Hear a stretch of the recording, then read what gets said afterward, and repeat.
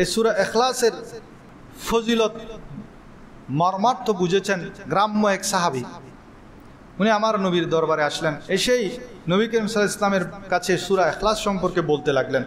তখন আমার নবীজি ডাকলেন, সবাইকে ডাকলেন, ডেকে বলে যে দেখো দেখো এ কি বলতেছে। আল্লাহর পেয়ারা হাবিব খুব খুশি হয়ে গেলেন। তো সেখানে আব্দুর রহমান বিন আউফ রাদিয়াল্লাহু তাআলা আনহু, তিনি ধনাঢ্য একজন সাহাবী ছিলেন। আব্দুর রহমান বিন আউফ, উনি মক্কা থেকে মদিনায় যখন এসেছেন, একদম কপর দক্ষিণ, এক টাকাও ছিল না, সম্পূর্ণ নিঃস্ব অবস্থায় মদিনায় হিজরত করে সব ছেড়ে চলে এসেছেন। উনি ব্যবসায়ী ছিলেন। তো উনার সাথে আমার নবীজি যারা মক্কা থেকে মদিনায় হিজরত করেছেন সেই রকম লোকদেরকে, মদিনা শরীফের যারা আনসার সাহাবী আছে, যারা মদিনার সাহাবী আছে, উনাদের সাথে ভ্রাতৃত্ব বন্ধন করে দেয়। এর সাথে এর ভাই, এর ভাই, এর ভাই ভাবে ভাই ভাই করে দিয়েছিলেন। তো আব্দুর রহমান বিন আউফের সাথে হযরত সাদ ইবনে রবি রাদিয়াল্লাহু তাআলা আনহুর সাথে ভাই করে দিলেন। তো সাদ বিন রবি উনাকে ঘরে নিয়ে গেলেন, খাবার খাওয়ালেন। উনি কোথায় থাকবেন দেখিয়ে দিলেন। তারপর বললেন যে আমার 2টা স্ত্রী আছে, এখান থেকে তোমার কোনটা পছন্দ হয় দেখো। কত বড় ত্যাগ স্বীকার করেছেন তারা। যেটা তোমার পছন্দ হয় আমি এখনই তালাক দিব, ইদ্যত পালনের পরে তুমি সেটাকে বিয়ে করতে পারবে। ওই মক্কা থেকে আসছে একদম কপর দক্ষিণ। তারপর আমার সম্পদ যা আছে সবগুলো আমি 2 ভাগ করব, 2 ভাগ করে অর্ধেক আমি তোমাকে দিয়ে দিব। কিন্তু আব্দুর রহমান বিন আউফ বলেন, আল্লাহ তোমার সম্পদে তোমার পরিবারে বরকত দান করুন, তোমার এইসবের আমার প্রয়োজন নাই, তুমি আমাকে থাকতে দিয়েছো, খেতে দিয়েছো, আলহামদুলিল্লাহ, তুমি আমাকে একটু মদিনার বাজারটা দেখিয়ে দাও, আমি ব্যবসা জানি, ব্যবসা করব। তখন ওনাকে কাইনুকা বাজারের, মদিনার তখন কাইনুকা বাজার প্রসিদ্ধ ছিল, সেখানে নিয়ে গেলেন। তিনি সেখানে অল্প ঘি আর পনির দিয়ে ব্যবসা শুরু করলেন। অল্প দিনের মধ্যে তিনি মদিনার সবচেয়ে ধনাঢ্য ব্যক্তিতে পরিণত হলেন। সবাই বলেন সুবহানাল্লাহ। এই আব্দুর রহমান বিন আউফ রাদিয়াল্লাহু তাআলা আনহু দেখলেন ওই গ্রাম্য সাহাবী আমার নবীর কাছে এসে বলছে, সূরা ইখলাস এটা এমন একটা সূরা যেটা মধ্যে আমি বুঝতে পেরেছি যে আল্লাহ রাব্বুল আলামিন কম আমলের মাধ্যমে অনেক অনেক অনেক অনেক বেশি দেন।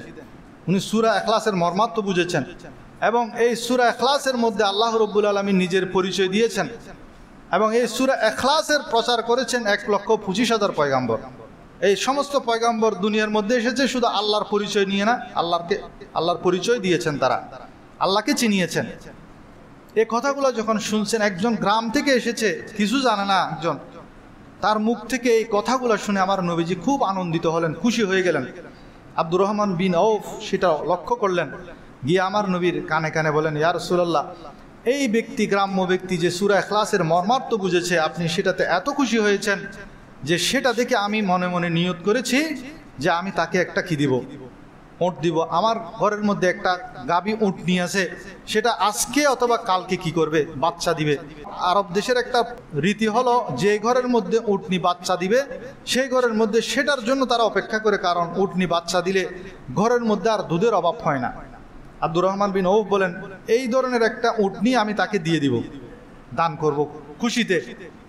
তখন আমার নবীজি বলছেন, হে আব্দুর রহমান বিন আউফ, এই তুমি যে নিয়ত করেছ, কিছুক্ষণ আগে যে নিয়ত করেছো তাকে উটনিটা দিবে, তখনই জিব্রাইল ফেরেশতা আমার কাছে এসেছে, যে এসে বলেছে, ইয়া রাসূলুল্লাহ, এই গ্রাম্য লোকটি সূরা ইখলাসের মর্মার্থ বুঝতে পেরেছে, সূরা ইখলাসের আসল রহস্য বুঝতে পেরেছে, সেটা আপনাকে বয়ান করেছে, সেটাতে আপনি খুশি হয়েছেন, আল্লাহও খুশি হয়েছেন। এবং আব্দুর রহমান বিন আউফ মনে মনে নিয়ত করেছে সে এই ব্যক্তিকে সূরা ইখলাসের মর্মার্থ বুঝার কারণে তাকে একটা উটনি উপহার দিবে। আল্লাহ তাআলা ঘোষণা দিয়েছেন, হে আমার ফেরেশতারা, আব্দুর রহমান আউফ বিন আউফের জন্য তোমরা জান্নাতের মধ্যে ৮৭,০০০ উটনি সাজিয়ে রাখো। সবাই বলেন সুবহানাল্লাহ। তখন ওই গ্রাম্য সাহাবী বের হয়ে মসজিদে নববী থেকে বের হওয়ার পর উনি দেখতে পেলেন সাহাবায়ে কেরাম তাড়াহুড়া করে সবাই বের হচ্ছে, সবাই গিয়ে নিজ নিজ ঘর থেকে উট নিয়ে রাস্তার ধারে দাঁড়িয়ে আছেন। আব্দুর রহমান বিন আউফ বলেন, সর্বপ্রথম আমি আমার উটনিটা তার হাতে রশি ধরিয়ে দিলাম। এরপর দেখলাম লাইন ধরে সমস্ত সাহাবী সবগুলা তাদের ঘর থেকে উট এনে এটা তাকে গিফট করতেছে এই গ্রাম্য লোকটাকে। এবং ওই গ্রাম্য লোক বলে, আমি মদিনার শেষ সীমানায় যেতে যেতে আমি গুনে দেখলাম ১,০০০-এর কাছাকাছি উট আমার মালিকানায় চলে আসলো যে মদিনাবাসীরা আমাকে দান করেছে। সবাই বলেন সুবহানাল্লাহ। তিনি আসমানের দিকে চিৎকার করবেন, ওহে আল্লাহ, আমি তো বলেছি যে সূরা ইখলাস এমন একটা সূরা যার মধ্যে আমি বুঝতে পেরেছি তুমি অল্প আমলে অনেক দাও। সত্যি সত্যি সেটা প্রমাণিত হয়েছে, তুমি অল্প আমলে অনেক দিয়েছো। সবাই বলেন সুবহানাল্লাহ। এই গ্রাম্য সাহাবীটি একজন গরিব সাহাবী ছিল, সে কিছুই নিয়ে আসে না, কিন্তু সে যখন সূরা ইখলাসের ফজিলত বর্ণনা করেছে, সেটার মর্মার্থ বুঝেছে, আমার নবীকে বলেছে, আমার নবীও খুশি হয়েছেন, আল্লাহও খুশি হয়েছেন, এবং সাহাবায়ে কেরাম তাকে এত বেশি উপহার দিয়েছে, সে 1000 উটের মালিক হয়ে গেছে অল্পক্ষণের মধ্যেই। আল্লাহ তাআলা আমাদেরকে সূরা ইখলাসের মর্মার্থ বুঝার তৌফিক দান করুন, বেশি বেশি সূরা ইখলাস তেলাওয়াত করার তৌফিক দান করুন। সবাই বলেন আমিন।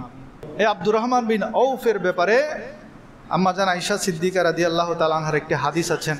উনি বলছেন, আমার নবীজি বলেছে শুনেছি, আব্দুর রহমান বিন আউফ ধনী সাহাবীদের মধ্যে এমন একজন সাহাবী, ধনী সাহাবীদের মধ্যে উম্মতে মুহাম্মাদের মধ্যে সর্বপ্রথম ধনী যারা, যে সমস্ত ধনী লোকেরা জান্নাতে প্রবেশ করবে তাদের মধ্যে প্রথম হবে আব্দুর রহমান বিন আউফ, এবং তিনি হামাগুড়ি দিয়ে বেহেশতে প্রবেশ করবেন। এই কথা যখন শুনেছেন আব্দুর রহমান বিন আউফের, তখন একটা 700 উটের বোঝাই মাল সিরিয়া থেকে মদিনায় এসেছে। তিনি এত খুশি হয়েছেন, এই 700 উটের বোঝা সমস্ত পণ্য তিনি মদিনাবাসীর মধ্যে দান করে দিয়েছেন। সবাই বলেন সুবহানাল্লাহ। এত বড় দানশীল ছিলেন, নির্লোভ ছিলেন। তিনি যখন খেতে বসতেন, উন্নত মানের খাবার তার সামনে দিলে তিনি কিনে দিতেন। চিন্তা করতেন যে আমার এক ভাই উহুদের ময়দানে শহীদ হয়েছে, সে তো আমার চাইতে উত্তম, কিন্তু তাকে কাফনের কাপড় যখন দিত, মাথার দিকে টানলে পা খুলে যেত, পায়ের দিকে টানলে মাথা খুলে যাচ্ছিল। একটা কাপড় দিয়ে কাফন দিয়েছে। এমন দারিদ্র অবস্থা গিয়েছে মুসলমানদের। এখন আল্লাহ তাআলা আমাদেরকে এত ধন সম্পদ দিচ্ছেন, নাকি আমরা দুনিয়ায় যে আমল করছি তার নিয়ামত, তার বদলা দুনিয়ায় দিয়ে দিচ্ছে কিনা, সেটা চিন্তা করে তিনি কাঁদতে কাঁদতে আর খানা খেতে পারতেন না।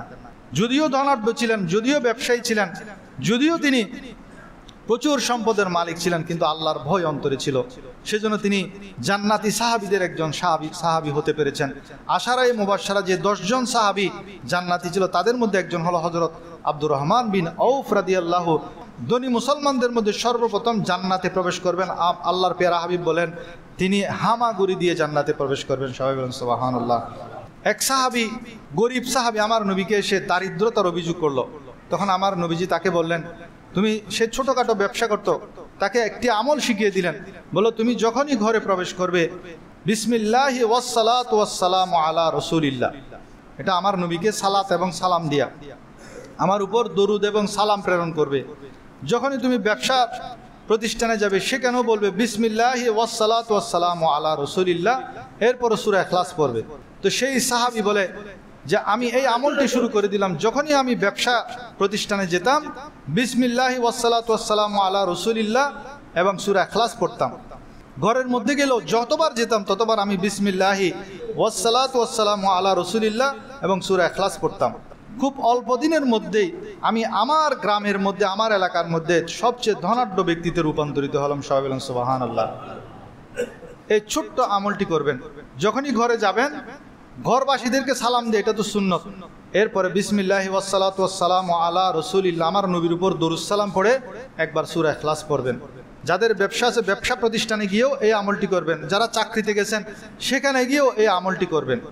বিসমিল্লাহি ওয়াসসালাতু ওয়াসসালামু আলা রাসূলিল্লাহ, এরপর সূরা ইখলাস, কুল হুয়াল্লাহু শরীফ একবার পড়বেন। ইনশাআল্লাহ আল্লাহ রাব্বুল আলামিন আপনার ওই কাজের মধ্যে বরকত দান করবেন এবং আপনার দারিদ্রতা দূর করে দিবেন।